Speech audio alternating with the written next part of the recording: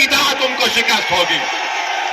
आज इख्तिदार तुम्हारे पास है, अरे सत्ता किसी के पास रहने वाली नहीं है। बीजेपी वालों, इंदिरा गांधी भी यही समझती थी कि मैं हूं, मगर इंदिरा गांधी चले गई, दूसरे आते हैं। आज योगी और मोदी यही समझते हैं कि हम हैं तो भारत है। नहीं, भारत इनसे बड़ा है, देश उनसे बड़ा है, संविधान उनसे बड़ा है, और इस देश की जनता इन तमाम नेताओं से बड़ी है। मेरे अजीज दोस्तों और बुजुर्गों, मैं आपसे फिर से अपील कर रहा हूं कि आप मजलिस इत्तेहादुल मुस्लिमीन का साथ दीजिए। आप जानते हैं कि बुढ़ाना में नबी करीम सल्लल्लाहु अलैहि वसल्लम के शान में किसी ने अनाप शनाप बकने की कोशिश की तो क्या कोई लाल टोपी पहनने वाला गया था? कोई लाल टोपी पहनने वाला गया था? यही हरा कपड़ा डालकर जाने वाले मजलिस इत्तेहादुल मुस्लिमीन के लोग थे। हमारे 19 लोग जेल को गए, मगर हम जब जेल को जाते हैं तो हम बोलते हैं कि ससुराल में गए। और ये तो हजरत यूसुफ अलैहिस्सलाम की सुन्नत भी है। बड़े बड़े लोग जेल को गए और जब जेल से निकले तो बड़े नेता बने, मगर भैया जेल को नहीं जाते। आजम खान जेल को चले गए, अब्दुल्ला जेल को चले गए, मगर भैया नहीं जाएंगे। भैया के बारे में बोलेंगे रे दरी बिछाओ जवानी कुर्बान। अब मालूम हुआ कि आज रोड शो करने आ रहे हैं। अखिलेश, आपने गलत टाइम लिया यहां पर आने का है? अच्छा, मालूम हुआ कि भैया ने कहा कि अब शेर के धार के सामने कुछ नहीं कर पाएंगे तो कैंसिल कर दिए वो। तो इसका मतलब समाजवादी चुनाव हार चुकी है, मान चुकी है। आप ये बात समझ लीजिए। तो आप 20 तारीख के दिन अपना एक एक और पतंग के निशान पर बटन दबाएंगे इंशाअल्लाह।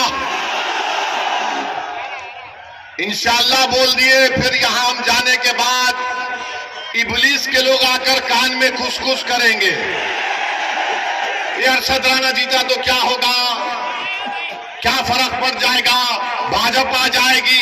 अरे भाई, भाजपा आई मेरी वजह से नहीं आई, इन लोगों की वजह से भाजपा आई है। हम क्या, अच्छा यहां पर यहां का सांसद आरएलडी का है नहीं है? आरएलडी का है ना, बिजनौर के। आपने वोट दिया, किसको दिया? आपने आरएलडी को तो वोट नहीं दिया ना। कितनों ने नहीं दिया? उठाओ। तो आरएलडी बीजेपी जीत जाएगी। मेरा जवाब यही है कि हाँ, मैं भारत में बैठकर कमला हैरिस को हरा दिया और ट्रंप को जिता दिया। और क्या बोलो, मैं जिम्मेदार हूं।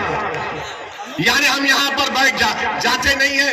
ये इनके कांग्रेस के एक नेता बोले हाँ ओवैसी लड़ता नहीं है, मगर उसकी भाषण का इतना असर होता है कि हम हार जाते हैं। मेरे भाई, ये सब बहाने हैं। कोई जीत हार चुनाव है, कोई जीतेगा तो कोई हारेगा। आपसे हम अपील करने आए हैं कि मुत्तहिदा तौर पर 20 तारीख के दिन आप लोग अपना एक एक वोट का इस्तेमाल करिए, पतंग के निशान पर बटन दबाइए, उत्तर प्रदेश में मजलिस इत्तेहादुल मुस्लिमीन को मजबूत करिए। आपके पास एक बेहतरीन कैंडिडेट अरशद राणा आपके सामने है। समाजवादी पार्टी के भी उम्मीदवार हैं, उनके परिवार से उनके बड़े लोग यहां पर सांसद भी रहे हैं, मगर उन्होंने इस विधानसभा के लिए क्या काम किया आप मुझसे बेहतर जानते हैं। मैं आपसे सिर्फ यही अपील करने आया हूं, एक लंबा सफर करके आपसे आया हूं। महाराष्ट्र से निकलकर आज वेस्टर्न यूपी के इस इलाके में सिर्फ इसलिए आया हूं ताकि आपके दरमियान में खड़े होकर मैं अपनी दिल की तकलीफ को अपने जबान के जरिए तुम्हारे सामने बयान कर सकूं। मैं इसलिए आया कि नाइंसाफी का जिक्र तुम्हारे सामने कर सकूं। मैं इसलिए आपके दरमियान में आया मेरे बुजुर्गों, मेरे गयूर नौजवानों, ताकि हमारी आवाज उत्तर प्रदेश के विधानसभा में गूंजे। एक मर्तबा आप मंजलिस के उम्मीदवार को कामयाब कर दीजिए और देखते जाइए कि आपके मसाइल कैसे हल होते हैं। वरना याद रखिए, ये समाजवादी और बीजेपी एक सिक्के के दो रुख हैं, एक सिक्के के दो रुख हैं। मैं करीब से देख चुका हूं इनको। ये चाहते हैं कि मानते हैं कि मजबूर है, ये कमजोर है, इनको डराओ, ये डर जाएंगे। आपको डरने और घबराने की जरूरत नहीं है। जब दलित समाज का, सुनिए, जब मोदी पार्लियामेंट में खड़े होकर बोलते हैं कि भारत का सबसे बड़ा बैकवर्ड क्लास का नेता मोदी है, अखिलेश कहते हैं कि हम समाजवादी जरूर हैं मगर हमारा परिवार यादव परिवार है, बहुजन समाज है, दलितों की बात करती है, बाबा है, बोलते नहीं है मगर ठाकुरों को प्रमोट करते हैं। हर समाज अपना नेता बना चुकी है और आप लोग सिर्फ सोच रहे हैं कि क्या करें क्या करें। अरे करना कुछ भी नहीं है, उनको देखो, अपने अरशद को कामयाब करो और कुछ भी करना नहीं है। 18 लोकसभा के चुनाव हो चुके हैं, हम कब तक सोचते रहेंगे? अरे एक मर्तबा अपने दिल की आवाज को सुन लो। तुम बंद कमरों में बैठकर तो बोलते हो कि ओवैसी हमारे तकलीफ को बयान करता है, ओवैसी पार्लियामेंट में लड़ता है।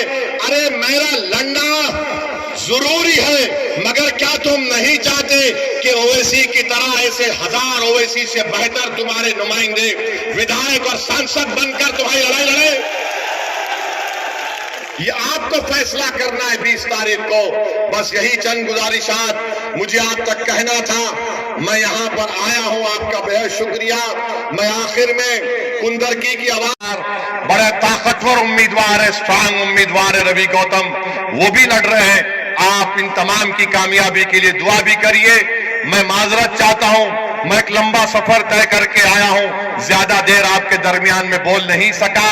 इंशाअल्लाह ताला दोबारा आऊंगा और तफसील से आप तमाम से बात होगी। बहुत बहुत शुक्रिया। मेरे साथ नारा लगाइए, पतंग को, पतंग को, पतंग को सलाम। वो ये बोल रहे हैं कि देखिए, सुनिए सुनिए सुनिए, कुंदरकी में जो बीजेपी के उम्मीदवार हैं वो बोल रहे हैं कि जुमे का दिन बड़ा मुबारक दिन है और हमारे मुसलमान भाई नमाज पढ़ने नहीं गए, मेरे जुलूस में आ गए। वो बोल रहे हैं कि देखिए ऐसा है, इस्लाम में सलाम है। अरे बाबा, तुम ये बात जाके तुम्हारे मुख्यमंत्री को बोलो ना, तुम ये बात जाके मोदी को बोलो ना, तुम ये बात जाके आरएसएस के मोहन भागवत को बोलो ना, मगर कुछ नहीं बोलेंगे।